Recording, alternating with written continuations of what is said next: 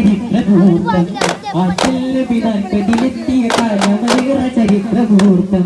ആരം പൂജച്ചാമുക്കെ ആദര സമവാക്യം ജിബിരിൽ മണ്ണിന് വെക്കരികിൽ വരുളോട് എന്നത് ചെയ്തുരകാനജോട് ധരിച്ചു അതിനെ മികച്ച വചന കൊള്ളിത്തി കുതിക്കെളിയായി നിറച്ച വനിയ കുതിച്ച വിധിയ സുഗന്ധമാനവത